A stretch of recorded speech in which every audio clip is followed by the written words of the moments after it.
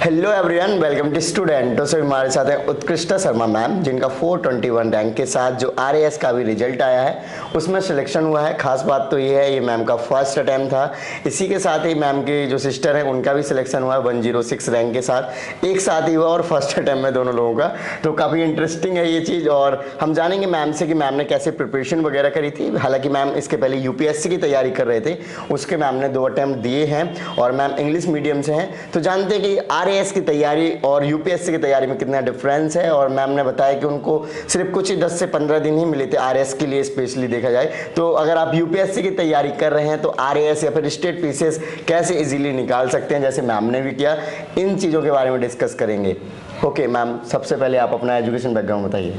मैंने स्कूलिंग की है जयपुर से, सेंट एंसलम स्कूल से, और BA honours English from Kirorimal college Delhi university and MA English Kirorimal college Delhi university and UGC NET SET. ये मेरा बैकग्राउंड है एजुकेशनल। ओके, सो जनरली देखा जाता है कि जो DU में आते हैं तो वो सोच के ही आते हैं UPSC करेंगे, ऐसा कुछ? हाँ, हम लोग भी सोच के आए थे, both me and my sister. तो हम लोग को स्कूल टाइम से था 11-12 से कि वैसे भी आर्ट्स में इंटरेस्ट था एंड ये भी सोचा था कि UPSC ट्राई करेंगे। राइट, तो तैयारी का कब से प्लान हुआ आपका कि UPSC की तैयारी करते हैं? प्लान तो पहले से था, बट तैयारी हम लोगों ने BA करने के बाद चालू की थी। हम दोनों ने, जब उनकी BA खत्म हुई, वो मुझसे वैसे 1.5 साल बड़े हैं बट एकेडमिकली 1 साल आगे हैं। तो जब उनका खत्म हुआ तो उन्होंने वाजीराम ज्वाइन किया, जब मेरा खत्म हुआ BA तब मैंने वाजीराम ज्वाइन किया। फिर हमने 1-2 अटेम्प्ट्स UPSC के दिए। तो UPSC में हम लोग 1 साल आगे पीछे चल रहे थे, वो 1 साल आगे, मैं 1 साल पीछे। तो जब उनका अटेम्प्ट, उन्होंने 2-3 अटेम्प्ट्स दिए, उनका नहीं हुआ, फिर उन्होंने PCS की तैयारी चालू की। हाँ। और जब मैंने UPSC का सेकंड अटेम्प्ट दिया 2021 में, तो उसके आई थिंक 10-15 डेज बाद RAS का प्री था। तो मेरे पास बिल्कुल टाइम नहीं था प्रिपेयर करने के लिए, तो मैं अपनी सिस्टर की गाइडेंस पे रिलाई किया, UPSC की प्रिपरेशन पे रिलाई किया, और थोड़ा स्ट्रैटेजी बना के पेपर को इस तरह से अटेम्प्ट किया कि बस क्लियर हो जाए। तो स्ट्रैटेजी बेसिकली ये थी कि इंडिया से रिलेटेड सारे क्वेश्चंस अटेम्प्ट किए, मेंटल एबिलिटी से रिलेटेड सारे क्वेश्चंस अटेम्प्ट किए और सही किए ताकि स्कोर बने। राजस्थान कम से कम मैंने अटेम्प्ट किया। जैसे करंट अफेयर्स रिलेटेड है, वहाँ पे एक बहुत अच्छी मैगजीन है मूमल, आई थिंक कई लोग जानते भी होंगे। उससे करंट अफेयर्स पढ़े एंड बेसिक थोड़ा, मेरी सिस्टर क्योंकि थोड़ा मंथ्स प्रिपरेशन कर चुकी थी तो उन्होंने मुझे बेसिक ज्योग्राफी हिस्ट्री थोड़ा बताया। एंड उसके अलावा आई थिंक PYQs किए थे RAS के और राजस्थान के दूसरे एग्जाम के, असिस्टेंट प्रोफेसर एंड ऑल। तो उसके 1-2 क्वेश्चंस जो आ गए, वो जो मुझे राजस्थान के आते थे मैंने सिर्फ वही अटेम्प्ट किए, बाकी मोस्टली मेरे को जो नहीं आते थे मैंने तुक्के नहीं मारे। तो मार्क्स इतने आगे की प्री क्लियर हो गया। हाँ। तो वो बेसिकली प्री की स्ट्रैटेजी। राइट मैम, जैसे कि आप दोनों सिस्टर ने क्लियर कर लिया, बड़े इजी से आपने बताया। मैम जैसे UPSC की आप तैयारी कर रहे थे तो क्या लगता है कि जो स्टेट PCS हैं वो सभी के लिए इतने आसान रहेंगे? जनरली आप देखा जाए तो आपका बैकग्राउंड अगर हम देखें, जो आपने बताया, तो आप टॉपर टाइप स्टूडेंट्स रहे हैं, और जो जनरल स्टूडेंट्स होते हैं जो नॉर्मल कॉलेज या फिर 10-12 में कम मार्क्स आते हैं फिर कॉलेजेस में, तो वो इतना ईजिली मुझे नहीं लगता उनके लिए होगा। क्या लगता है आपको? नहीं, मुझे ऐसा नहीं लगता, क्योंकि देखिए भले हम लोग टॉपर हैं बट आप हमारा एजुकेशनल बैकग्राउंड देखिए, हमने BA इंग्लिश किया है, हमने MA इंग्लिश किया है, स्कूलिंग हमारी इंग्लिश मीडियम में रही है। When it comes to PCS, Rajasthan में पूरा मटेरियल हिंदी में और बहुत सारा पोर्शन राजस्थान का हिस्ट्री ज्योग्राफी वगैरह, जो कि आमतौर पे हमारा जैसे CBSE का स्कूलिंग रहे तो नहीं पढ़ाया जाता। तो हमारे लिए वो सब बहुत नया था। वो तो थैंकफुली हम लोग का हिंदी पे भी कमांड बहुत अच्छा है, तो हम लोग मटीरियल पढ़ पाए। फिर भी क्योंकि हमारी आदत इंग्लिश में पढ़ने की, तो हिंदी का मटीरियल पढ़ने में थोड़ी प्रॉब्लम आई। तो ऐसा नहीं कि हम लोग टॉपर है तो हमारे लिए आसान था, कुछ वो बैकग्राउंड पे डिपेंड करते हैं। जैसे जो राजस्थान बोर्ड के होंगे या जो लोग राजस्थान अच्छे से जानते होंगे या जो हिंदी मीडियम में पढ़ाई करते आएंगे, आई थिंक उनके लिए रिलेटिवली ईजियर होगा राजस्थान के लिए प्रिपेयर करना। हम लोग के लिए टफ था, भले हमारा जो भी टॉपर बैकग्राउंड हो। राइट, आपने 2 अटेम्प्ट दिए, तो मैम UPSC में क्या रिजल्ट रहा आपका? UPSC में मेरा प्री नहीं क्लियर हुआ। आई थिंक मेरा ऑब्जेक्टिव उतना स्ट्रॉन्ग नहीं है। मेंस मेरा ज़्यादा ज़्यादा अच्छा है, राइटिंग स्किल्स, क्योंकि मेरा आर्ट्स बैकग्राउंड है तो लिखने में मैं ज़्यादा अच्छी हूँ। तो आपका राजस्थान पीसीएस जो है फर्स्ट अटेम्प्ट में हो गया, तो आप यूपीएससी से क्या कंपैरिजन करोगे? आपको लगता है यूपीएससी ज़्यादा टफ है रादर देन पीसीएस? टफ तो देखिए दोनों है, बट यूपीएससी का मुझे एक प्रॉब्लम ऐसा लगता है कि कुछ कन्फाइंड सिलेबस नहीं है, ऑलरेडी सिलेबस बहुत वास्ट है, उसके बावजूद बहुत रैंडम सवाल पूछे जाते हैं। राजस्थान में ये है कि भले ही सिलेबस वास्ट है बट पूछे सिलेबस में से जाते हैं question, and questions that make sense कि हाँ भाई ये एग्जाम में पूछे जाने चाहिए या पूछे जाते हैं, और ये लॉजिक है कि भाई हमें राजस्थान की ज्योग्राफी और हिस्ट्री के बारे में ये पता होना चाहिए, पॉलिटिक्स के बारे में पता होना चाहिए। तो वो चीज़ मुझे यूपीएससी में नहीं लगती, स्पेशली प्री में। आई मीन ये मेरा पॉइंट ऑफ व्यू है कि थोड़ा ज़्यादा रैंडम और पॉइंटलेस क्वेश्चन मुझे ऐसा लगता है प्री में अब थोड़े ज़्यादा आने लगे हैं, सारे नहीं बट थोड़े ज़्यादा। ओके, जनरली जो यूपीएससी की तैयारी करते हैं तो कई लोग 6 अटैम्प्ट कर देते हैं, फ्री पे उनके प्रीलिम्स मेंस भी क्लियर होना मुश्किल हो जाता है। तो आप क्या सजेस्ट करना चाहोगे? जैसे कि आपने सेकंड अटैम्प्ट में अपना यूपीएससी के अटैम्प्ट के बाद इसको राजस्थान का अटैम्प्ट कर दिया, तो जनरली स्टूडेंट्स को ऐसे ही करना चाहिए कि 1-2 अटैम्प्ट आप ट्राई कर लो, अगर हो रहा है उसमें इजीली यूपीएससी में तब तो उसमें कंटिन्यू रखो, अदरवाइज स्टेट पीसीएस में चले जाओ। नहीं, मैं ऐसा कुछ सजेस्ट नहीं करूंगी, क्योंकि मैं ऑनेस्टली मैंने खुद ने भी बहुत प्लानिंग करके डिसीजन नहीं लिया था।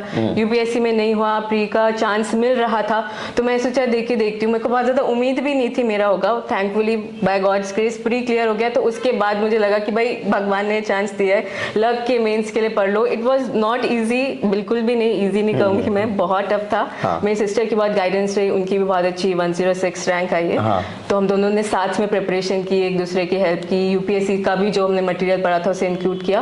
बट आई डोंट थिंक ऐसे मैं कोई पाथ डिफाइन करूंगी, क्योंकि पीसीएस की पढ़ाई काफ़ी अलग है यूपीएससी से। हाँ। तो आपको एकदम से बहुत चेंज करना पड़े तो बहुत प्रॉब्लम होती है। बट हाँ, अगर आपको लगता है कि आप कर सकते हो तो हाँ, पीसीएस का अटेम्प्ट भी देना चाहिए, वो भी अच्छी पोस्ट है। राइट। तो मैम क्या स्ट्रेटजी बताओगे आपकी, अगर आरएएस की कोई तैयारी कर रहे हैं स्टूडेंट्स, तो जो यूपीएससी कर रहे हैं या फिर नहीं भी कर रहे हैं, सिर्फ आरएएस पे फोकस है, तो उनको किस तरीके से अप्रोच रखनी चाहिए मतलब एग्जाम को लेकर? आरएएस के लिए मैं अप्रोच यही बोलूँगी कि जो उनका सिलेबस है वो काफ़ी वेल डिफाइंड है। तो एक उस सिलेबस के से ज़्यादा एक्स्ट्रा पढ़ने की कोशिश ना करें, और मटेरियल भी अवेलेबल है सिंपल, जो भी कोचिंग्स वगैरह उनका ऑलमोस्ट सिमिलर मटेरियल है, तो उस पर ज़्यादा फोकस आप सिलेबस पे करें, उसको कवर करें। और मेंस बहुत इंपॉर्टेंट है। मैंने जो आरएएस की तैयारी कर रहे हैं या फिर यूपीएससी के साथ कर रहे हैं, फिर सिर्फ आरएएस पे फोकस है, तो आप क्या स्ट्रेटजी सजेस्ट करना चाहोगे स्पेशली आरएएस को लेकर?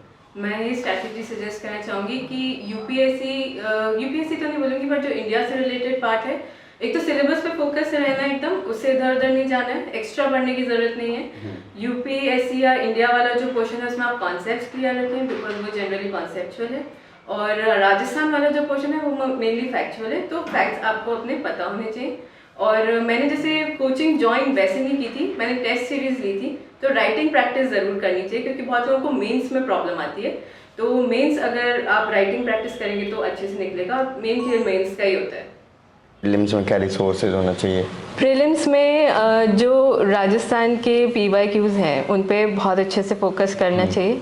जो करंट अफेयर्स हैं उनके क्वेश्चंस बहुत अटेम्प्टेबल होते हैं, बहुत स्ट्रेट फॉरवर्ड होते हैं। आपके मूमल है या राजस्थान के न्यूज़पेपर्स हैं, बहुत सोर्सेज हैं, उनको अच्छे से करना चाहिए। जो मेंटल एबिलिटी के क्वेश्चंस होते हैं वो बहुत, जैसे यूपीएससी CSAT लेवल के टफ नहीं आते, मीडियम अच्छे आते, तो उनको सही करने की कोशिश करनी चाहिए। और राजस्थान के फैक्ट्स जो स्ट्रेट फॉरवर्ड हैं वो याद करेंगे तो इनफ है। जो ऐसे पूछते हैं कि जो किसी को ना आए, उनके पीछे ज़्यादा परेशान नहीं होना चाहिए, क्योंकि उनसे उतना अफेक्ट नहीं होता है स्कोर। और जैसे करंट अफेयर्स हो गया, ये सब मैम किससे कवर करें? जैसे मूमल मैगजीन है या कोचिंग वाले निकालते हैं, या न्यूज़पेपर्स आप लगातार पढ़ते रहिए। बेसिक बहुत अलग से कहीं से करंट अफेयर्स की बुक्स खरीदने की ज़रूरत नहीं है। अच्छा, और इसके मॉक वगैरह मैम? हाँ, मॉक मैंने दिए थे, तो टू बी ऑनेस्ट मॉक का सिस्टम मुझे उतना अच्छा नहीं लगा। जो वो लोग मॉक लेते हैं RSC कोचिंग वाले इम्पोर्टेंट चीज़ों पे थोड़ा ज़्यादा फोकस करते कि एकदम ऐसे बैठिए, गर्दन मत हिलाइए, हाथ मत हिलाइए। तो इंटरव्यू के टाइम पे वैसा माहौल मैं नहीं मॉक रहता है। टेस्ट की बात कर रहा हूँ मैम, प्रीलिम्स के। अच्छा, सॉरी। कोई प्रीलिम के मॉक टेस्ट मैंने नहीं दिए थे, जैसे मैंने कहा कि मैं 15 दिन में मॉक टेस्ट देने का टाइम नहीं था, बट हाँ देंगे तो ऑब्वियसली अच्छी बात है, देनी चाहिए। ओके मैम, जो मेंस है मैम, मेंस के बारे में आपने बताया कि आपका तो कमांड था, बट एक जनरल स्टूडेंट्स को मेंस के लिए क्या अप्रोच रखनी चाहिए, या फिर क्या रिसोर्सेज, क्या प्रीलिम्स के जो रिसोर्सेज हैं उनसे काफ़ी डिफरेंस है मेंस के, और मेंस के लिए क्या नोट्स भी बनाने चाहिए थोड़ा सा? नोट्स बनाने की मुझे पर्सनली उतनी ज़रूरत महसूस नहीं, बट हाँ प्रीलिम्स से डिफरेंट तो होता है, क्योंकि प्रीलिम्स फैक्चुअल है, मेंस में आपको प्रॉपर आंसर बनाना पड़ता है जिसमें आपको आर्ग्यूमेंट्स देने पड़ते हैं, कॉन्सेप्ट्स लिखने पड़ते हैं, तो उसकी राइटिंग थोड़ा डिफरेंट लिखें। ऐसे सिर्फ जितने भी आपको फैक्ट्स आते हैं वो चिपका देने से आई डोंट थिंक एक अच्छा आंसर बनता है। अच्छा, आप अपनी भाषा पे कमांड रखिए, एक आंसर का एक अच्छा फॉर्म दीजिए, उससे आपका एक अच्छा आंसर बनता है। और एक 4th पेपर है हिंदी इंग्लिश का राजस्थान के मेंस में, तो जैसे मेरा तो खैर BA MA इंग्लिश था, तो मुझे इंग्लिश की प्रैक्टिस करने की उतनी ज़रूरत नहीं पड़ी, बट लोगों को करना चाहिए जिनका लैंग्वेज सब्जेक्ट नहीं है। हिंदी की मैंने ग्रामर की प्रॉपर बुक खरीद के अच्छे से पूरी ग्रामर पढ़ी थी, और उसका काफ़ी रोल रहता है, उसको बिल्कुल भी लाइटली नहीं लेना चाहिए 4th पेपर को, उससे काफ़ी स्कोर में डिफरेंस आता है। राइट। सो मैम, आप कितने घंटे डेली पढ़ते थे? जनरली स्टूडेंट ये सोचते हैं कि जो टॉपर होते होंगे तो काफ़ी ज़्यादा पढ़ते होंगे ऐसे। एक्चुअली मैंने ऐसे कभी काउंट नहीं किया, बट एक ये होता है कि आप जो अपना बेसिक करते हैं कि हाँ नहाना धोना है, खाना है, थोड़ा ब्रेक लेना है, उसके अलावा जो भी टाइम बचता है आप पढ़ाई में देते हैं, फिर वो चाहे 8 हो चाहे 10 घंटे हो।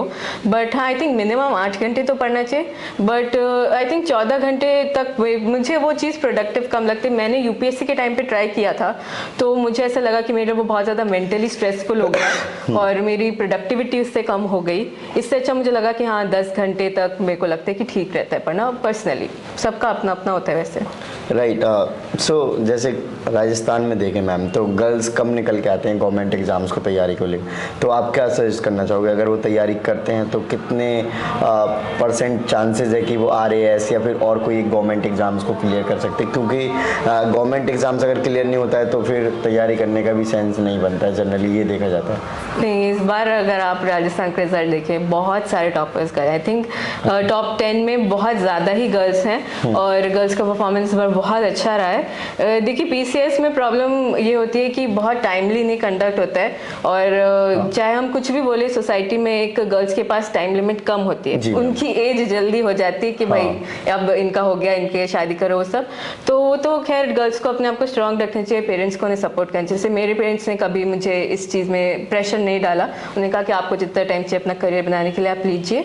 तो वो वाली चीज़ है कि आप कुछ ना कुछ करते रहिए और आपका ज़रूर निकलेगा। इस बार बहुत सारी गर्ल्स का निकला है। ओके, सो लास्ट में क्या मैसेज देना चाहेंगे जो फ्यूचर एस्पिरेंट्स हैं?